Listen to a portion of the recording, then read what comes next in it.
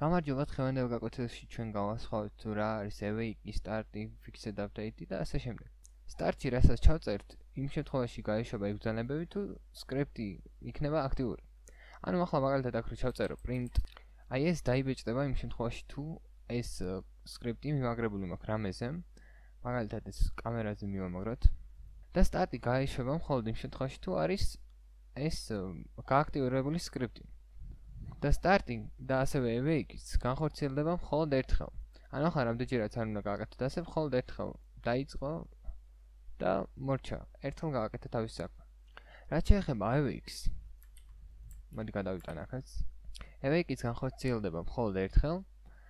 ოღონდ awake-ს არ აქვს მნიშვნელობა ეს აქტიური იქნება თუ არა. ანუ awake-ის პირობა არის ის, რომ სკრიპტი უნდა არსებობდეს, რაღაცაზე უნდა იყოს მიმაგრებული, ხოლო start-ის პირობა არის ის, რომ როდესაც მიმაგრებულია, იგი აქტიური უნდა იყოს.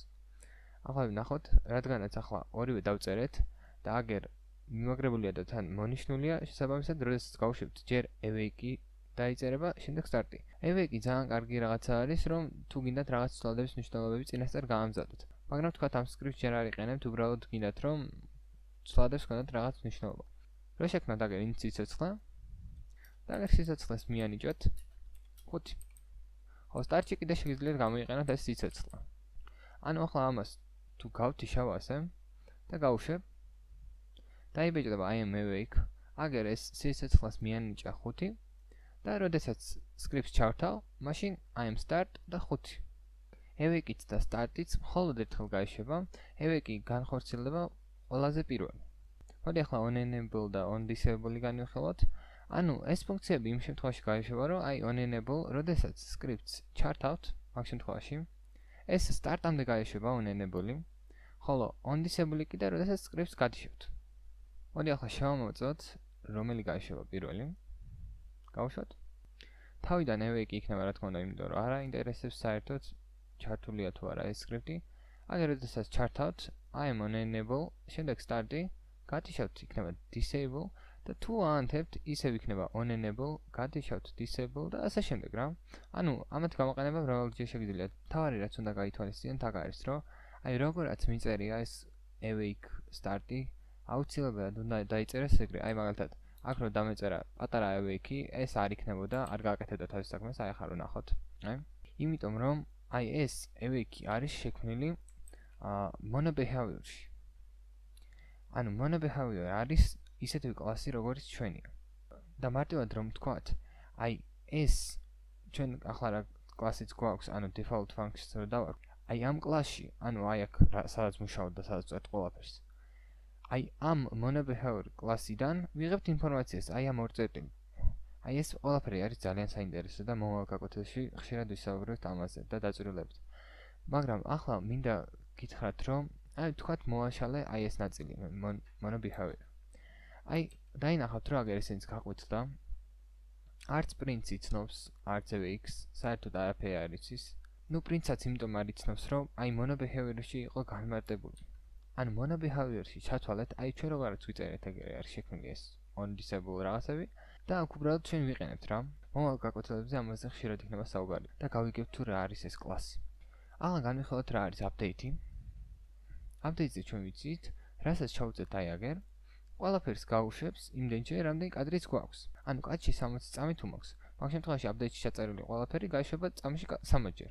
update-ი უნდა გამოიყენოთ ისეთ რაღაცისთვის, რაც მაგალითად ხშირად უნდა შევამოწმოთ. მაგალითად თუ გვაინტერესებს, თუ რაღაც ღილაკს დავაჭერთ, ხო?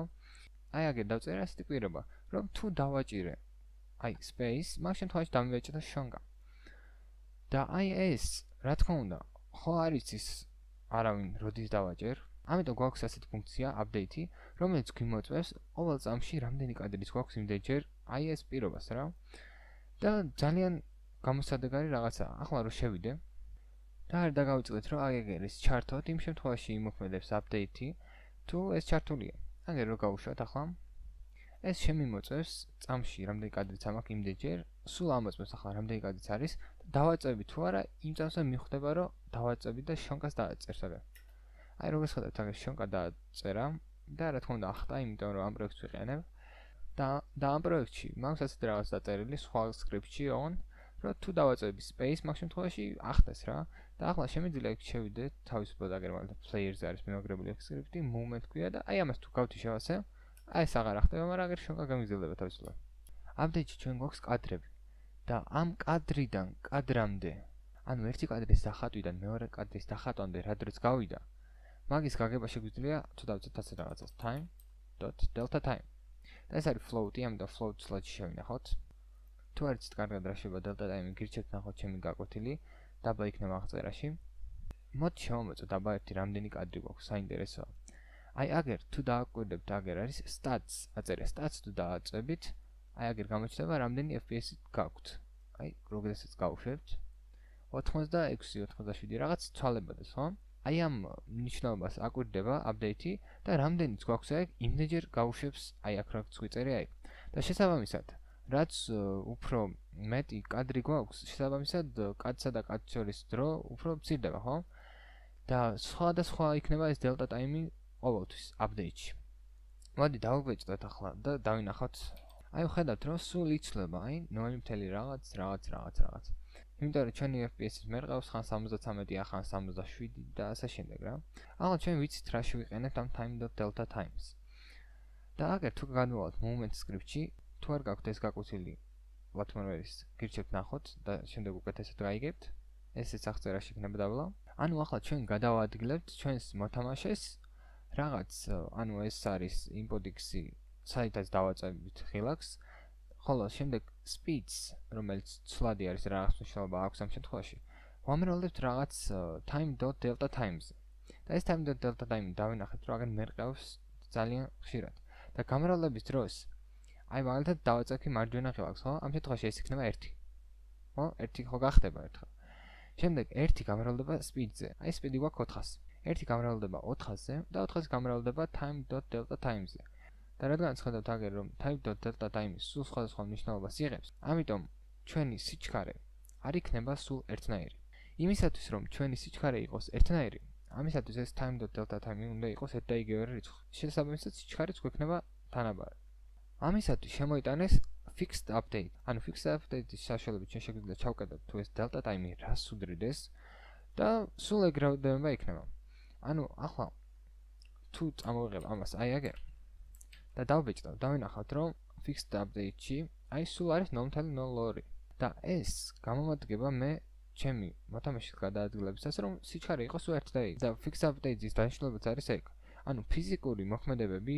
გადაადგილება რაღაცა აუცილებლად უნდა გავუშვათ fixed update-ში და შემდეგ time.delta times-ი გამრავლოთ ეგ სიჩქარე და გამოსწორდება სიტუაციაც ანუ გავიგეთ რომ fixed update-ი უნდა გამოვიყენოთ ამ შემთხვევაში და მოდით ჯერ ამას ასე დავტოვებ და შემდეგ გაკვეთილისთვის შევცვლი აი ამ პლატფორმერშიც ამას ახლა წეგან დავინახეთ რომ ეს time.delta time-ი იყო 0.02 ანუ ერთი რო გავყოთ 0.02-ზე მივიღეთ 50 ეს ნიშნავს რომ 50 კადრი გვექნება სულ ანუ 50 კადრზე არის ეს ჩაკეტილი და fixed update-ში იქნება სულ 50 ჯერ ანუ წამში 50 ჯერ გაიშვება ეს fixed update-ი და ამის შესაძლოა ჩვენ შეგვიძლია აგერ თუ შევათ edit project settings time და აგერ არის ეს ჩვენი 0.02 რაც არის დაყენებული ამას თუ შევცვლით შეცვლება ის მნიშვნელობაც update-ების შემთხვევაში გვაქვს კიდევ ერთი update-ი რომელსაც ქვია late update-ი დავწეროთ update-ი და late update-ი ზუსტად ერთ და იგივენაირად მუშაობს ოღონდ განსხვავება ის არის რომ ჯერ update-ში რაც წერია ეგ განხორციელდება და შემდეგ გადავა late update-ზე ანუ აგერ რომ დავწერო print update და შემდეგ late update აგერ დავინახავთ რომ პირველი რა დაიბეჭდა აბა ნახოთ აგერ დავაპაუზოთ პირველი დაიბეჭდა update-ი late update-ი update-ი late update და ასე შემდეგ მინის late update-ის გამოყენება ჩვენ შეგვიძლია მაგალითად კამერების გადასაადგილებლად აი აგერ ჩაწერთ რომ კამერა გადაადგილდეს მოთამაშის მიხედვით ან მაგალითად update-ში ან fixed update-ში თქვათ გადაადგილეთ რაღაცა ხო აი late update-ში შეგიძლიათ რომ აი უკვე დარწმუნებული ხართ რომ ეს update-ის გამო გადავიდა აქედან იქ და late update-ში უკვე დარწმუნებული ხართ რომ ეგ იქ არის და მზად ვარ აქედან იქ გადავიდა და პრობლემას არ გექნებათ რა ანუ ძალიან სტატიკური არ იქნება ანუ გადავიდა მოთამაშე და გაყვა კამერა გადავიდა გაყვა კამერა ეს არის ამათი დანიშნულება ასე რომ გავყვე ძალიან ბევრი განმარტებული ფუნქცია აქვს ამ mono behaviors და unity-ს ეკუთვნის ეს unity-ს მე დაწერილია თქვენ თუ ყველა გაინტერესებს შეგიძლიათ დააწვეთ Ctrl Shift M-ს და ამოხდება ასეთი რაღაც, რომელიც გვაჩვენებს თუ რამდენი რაღაცა არის აქ. აი ეგ მაგალითად, სადაც გაქვს ეს კურსორი ჩაგდებული, ამ შემთხვევაში მე მაქვს აი აქ. I away key fixed update late update მონიშნავთ აგერ რაც გინდათ. აბატონო. ოკეი. ჩაგიგდებთ რა ეგრევე. თუ მაგალითად ძალიან ბევრი რაღაცას გაკეთება გინდათ. აი თუ გახსოვთ on trigger enter ფუნქცია რო იყო, ადრე რო გამოვიყენეთ ერთ ვიდეოში. მაგის ლინკიც დაბლა იქნება. აი მაგიც არის monobehavior-დან. ანუ ახლა დავწერო on trigger enter და ეს ვიცით როგორაც გამოვიყენოთ. ანუ monobehavior-ს აქვს ძალიან საინტერესო ფუნქციები, შეგიძლიათ გადახედოთ ყველაფერი და Unity-ის დოკუმენტაციაში არის ძალიან კარგად ახსნილი ყველაფერი. მოგეთ დღეისათვის სულ ეს იყო, იმედია მოგეწონათ დღევანდელი გაკვეთილი. გთხოვთ მოიწონეთ, გამოიწერეთ არხი და ასე შემდეგ. მოვალ შეხვედრამდე.